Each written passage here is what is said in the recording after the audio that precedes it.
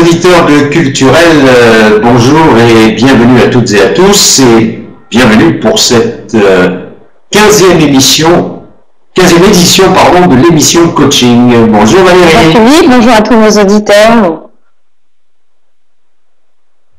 Alors pour cette 15e édition, Valérie a décidé de faire un open talk, donc vous êtes toutes et tous les bienvenus pour poser vos questions pendant la meilleure émission qui nous est impartie. Et Valérie va y répondre avec le brio qu'elle nous montre depuis 15 émissions sur des sujets divers et variés. J'en profite pour vous dire que vous pouvez retrouver l'ensemble de ces émissions sur le canal Spreecast, mais aussi des extraits sur YouTube. Simplement, si vous ne trouvez pas facilement en mettant les mots-clés Valérie Savag, vous tomberez sur l'ensemble des émissions ou bien sur la playlist complète sur le site somentalcoach.com. Voilà. Alors moi j'ai envie d'ouvrir le feu, Valérie. J'ai envie de vous poser la première question. Et cette première question, c'est pourquoi d'une manière générale en Europe, c'est mon constat, a-t-on si peur du coaching? Oh, quelle bonne question. C'est une question extraordinaire. Vous savez, je crois qu'en fait, quand on voit les différences de mentalité aux États-Unis ou ici, on peut comprendre un peu pourquoi les gens ont peur du coaching. D'abord, malheureusement, en Europe, les gens sont dès qu'il s'agit de liberté de parole, c'est encore quelque chose qui ne fait pas partie complètement des mœurs et qui est difficile à gérer. Donc, vous imaginez bien que la remise en question, le mental pour diriger une vie, la force qu'on peut trouver en soi pour avancer, etc., ça fait peur. Voilà pourquoi. Mais moi, j'aime tout ce qui fait peur, donc je suis rentrée dedans. Bah ouais, mais c'est le grand paradoxe parce que je veux dire, moi j'ai souvent entendu quand je disais mais t'as pas un coach là pour te filer un coup de main, pour te donner une autre dimension, prendre de la hauteur, du recul. J'ai souvent entendu je suis bon, j'en ai pas besoin, ou je suis pas malade. Ben non, t'es pas malade, mais enfin Agassi quand il était pas bon au tennis, les coachs se faisaient pas la queue pour pouvoir le suivre. Depuis qu'il était bon, ils sont tous derrière. Et c'est vrai. Alors oui et non, parce que si vous voulez, le principe, que ça soit dans le milieu entrepreneurial ou dans le milieu du monde du sport, si vous faites attention, si vous suivez un petit peu les performances d'une équipe de foot par exemple, vous vous rendrez compte que quand l'équipe avec des bons joueurs n'arrive pas à des bons résultats pendant plusieurs matchs, on ne change pas un joueur, on a quand même tendance à changer l'entraîneur. Ce qui veut dire que on tient compte de cet aspect-là qui est monumental dans tous les univers, que ce soit du sport ou dans le milieu entrepreneurial. Et c'est fondamental parce qu'un bon coach, oui, ça peut faire des étincelles avec quelqu'un de bon. Et on peut encenser quelqu'un comme on peut le massacrer. Et c'est un petit peu ce qui se passe au quotidien, dans tout d'ailleurs. Hein. Voilà. Mais il faut être capable d'aller... C'est vrai que... Si vous voulez, il faut être capable aussi d'aller dénicher un joueur plein de talent avant qu'il soit à l'apothéose de sa carrière aussi. Hein. C'est ça qui est important. C'est comme ça qu'on se régale aussi, c'est d'aider quelqu'un dans sa progression. Et c'est vrai que c'est monnaie courante dans le milieu sportif, alors que dans le milieu de l'entreprise, il y a cette réticence de dire non, j'ai pas besoin d'être aidé puisque je suis bon. C'est la peur de ne pas être bon et on comprend pas. Les gens comprennent. Il semble que les gens comprennent pas bien le fait de dire ouais, t'es bon, mais pour être encore meilleur, il faut peut-être que quelqu'un te pousse un peu ou te donne quelques pistes. Quoi. C'est intéressant. Mais il y a cette trouille. Mais la trouille, c'est surtout la peur du changement. C'est-à-dire que les gens ont une tendance à l'immobilisme. Qui malheureusement fait partie de notre société aussi, c'est plus facile de rester sur ses positions que d'aller vers l'inconnu. C'est quelque chose de courageux de faire une démarche de quête vers soi, d'essayer de progresser, d'avancer. C'est pas donné à tout le monde, hein, faut pas croire. C'est pour ça que moi j'accueille toujours avec bienveillance les gens qui veulent faire un vrai travail sur eux. Alors, deuxième question, l'actualité de Valérie Savag en matière de coaching, il y a plein de choses, moi je sais, mais nos auditeurs ne savent pas. Mais qu'est-ce que vous voulez savoir? Dites-moi. Les grandes évolutions de So Mental Coach, là, vous avez plein de bonnes nouvelles à annoncer. Alors, j'ai cru comprendre la semaine dernière. Oui, j'ai été choisie pour être jury d'examen. Donc ça me plaît énormément. Jury d'examen pour des chefs d'entreprise, ce qui est quand même pas une mince affaire. Donc je me suis sentie, j'étais très contente, hein, j'en revenais pas moi-même à vrai dire. Donc oui, ça me plaît énormément. Oui. C'est le 21 juin pour tout vous dire, donc le jour de l'été. Et puis je vais un petit peu voir les compétences de chef d'entreprise en termes de management. Et voilà. Mais c'est un domaine qui me régale, vous le savez bien. C'est pas un métier dans lequel on rentre par hasard, hein, le coaching. Hein. C'est-à-dire on peut faire des tas de choses par hasard, mais certainement pas d'aider les gens. Voilà. C'est-à-dire que je pars du principe que d'aider les autres et d'aimer les autres, parce que j'aime réellement l'homme dans tout ce qui le caractérise. Ça reste le vecteur de ma vie. Voilà, j'ai une force que je peux donner aux gens et qui se développe dans l'aide à l'autre. Voilà, tout simplement. Mais c'est un beau concept, l'aide à l'autre, parce que c'est aussi une manière, on en a souvent parlé brièvement au cours des émissions précédentes, mais c'est aussi, moi me semble-t-il, le moyen de créer une véritable valeur ajoutée dont les deux profitent. Ah oui, mais encore faut-il être capable d'aller vers les gens, faut-il être capable d'être dans l'empathie, dans la bienveillance et d'arriver à voir un petit peu que dans chaque personne il y a quelque chose de joli qui peut s'y passer et qu'on peut arriver à le faire vivre en fait. C'est ce qui compte quand on voit quelqu'un arriver, c'est ce qui est beau. Moi j'ai eu ça avec des adolescents et c'est vrai que j'ai eu une jeune fille qui est arrivée une fois et qui avait été voir pas mal de gens dans son passé et quand j'ai vu un petit peu avec quel régal elle venait en séance avec moi et comment moi j'avais plaisir à la faire progresser, à l'aider tout simplement juste à lui faire constater ce qu'elle avait de joli en elle pour pouvoir avancer et s'appuyer dessus. Je me suis régalée, oui. C'est un véritable plaisir et un vrai challenge au quotidien. Puis c'est un métier qui bouge tout le temps, hein. On se lasse jamais de ce qu'on fait. Oui, on peut imaginer que vous soyez en complète évolution. Alors, la question corollaire, c'est de dire, mais comment vos clients viennent vers vous? Par quel vecteur, par quel canal en fait? Est-ce que ils viennent spontanément? Est-ce qu'ils sont référencés? Est-ce que vous prospectez? Tiens, par exemple, comment travaille un coach? J'aime pas la prospection. Non, ça fait pas partie de moi la prospection. On a l'habitude de dire que le coaching est quelque chose qui s'achète mais qui ne se vend pas. Voilà. Donc, quand les gens veulent venir, ils viennent et puis ça se passe comme ça. Si vous voulez, j'ai aussi la chance de travailler dans certains réseaux comme à la Chambre des métiers de Nice ou à l'ISTES qui est l'Institut supérieur des éducateurs spécialisés qui a fait que finalement on commence à voir un petit peu que il y a des univers dans lesquels je peux me sentir au mieux et que je suis peut-être capable d'aider les gens de manière individuelle.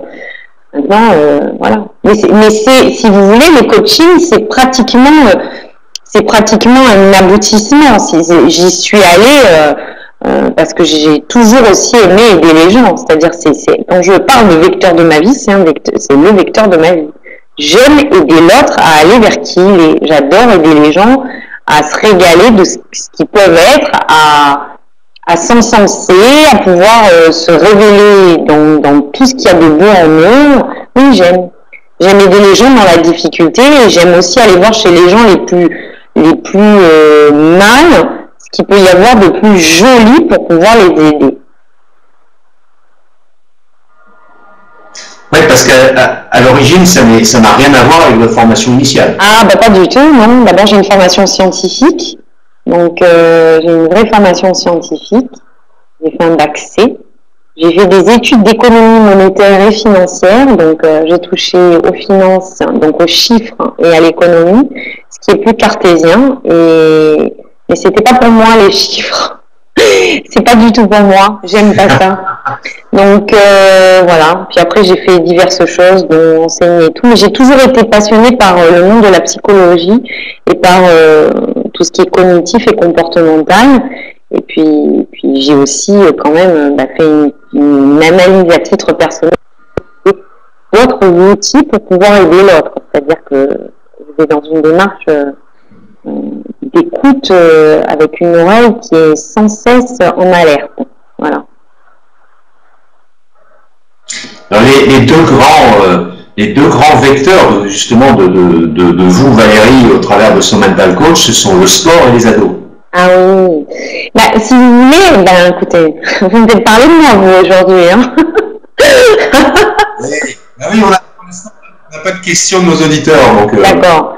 Oui, alors le sport, parce que je devais certainement quelque part être destinée à ce monde-là, parce que depuis toute petite, c'est vrai que je suis passionnée par le monde du sport et que j'ai toujours adoré les gens dans le monde de la compétition, les voir se transcender, arriver à dépasser les moments de difficulté, à se réaliser, etc., etc.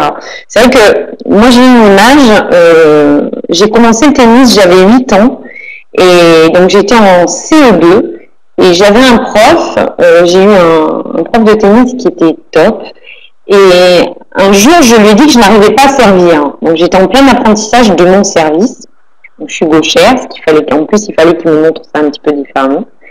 Et il s'est assis par terre, en tailleur, par terre, au bout du terrain de tennis, et il m'a montré que c'était pas une question de force. C'est-à-dire que du haut de mes 8 ans et de mon petit gabarit, je pouvais très bien servir. Et si vous voulez, j'ai aussi cette image en tête, c'est-à-dire que bien entendu il y a la technique, mais il y a aussi la tête, le mental, c'est quelque chose de fondamental. Et c'est vrai que le tennis, c'est un monde, oui, ça fait partie de ce qui m'a toujours guidée. Et le sport en général, oui. J'ai toujours adoré le monde du sport, mais réellement, j'étais passionnée par l'école de Bollettieri. Voilà, mais au niveau du coaching mental, c'est-à-dire du mental des gens. Pardon? Non, j'entends bien, vous avez tout à fait raison, c'est ce facteur mental qui fait déplacer les montagnes, qui fait grimper un monsieur en chaise roulante au sommet de la Napurna et ce genre de choses. Exactement. Donc si vous voulez, le monde du sport a toujours été un monde qui me parle, et d'ailleurs le coaching vient du monde du sport. Hein. Donc c'est réellement le cas. Quand je vous dis que que ça soit une équipe ou d'un point de vue individuel, on voit que les gens arrivent à réussir quand ils arrivent réellement à être bien dans leur tête. C'est-à-dire il y a des composantes, que ça soit physique, émotionnel, la relation à l'extérieur, etc., qui font qu'on peut réussir un événement sportif ou passer à côté. D'accord. Et vous m'avez parlé du monde des adolescents, bon ça c'est encore autre chose. Hein. Bon, on a tous notre histoire, hein, on est bien d'accord.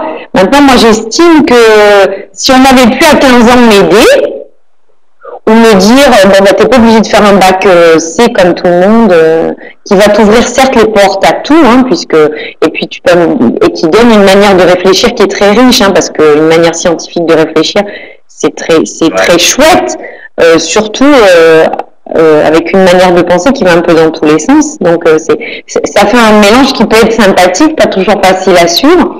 Mais si on avait pu m'aider, oui, à cet âge-là, je pense que j'aurais fait, je serais allée directement dans les métiers de la psy, oui, directement, ouais, ou bien je me serais régalée encore ailleurs dans le milieu de coaching, mais pareil, à ce niveau-là. Donc oui, on peut gâcher un adolescent, oui, on peut voir, moi j'en ai vu des jeunes, oui, on peut les encenser, oui, on peut éviter qu'ils aillent toucher de la drogue ou avoir des problèmes d'addiction à la nourriture en les mettant dans des univers des adolescents. Je revendique ma protection des adolescents et je revendique aussi que c'est un âge de tous les possibles et qu'il y a en chacun d'eux un cristal qu'on doit être capable de faire briller.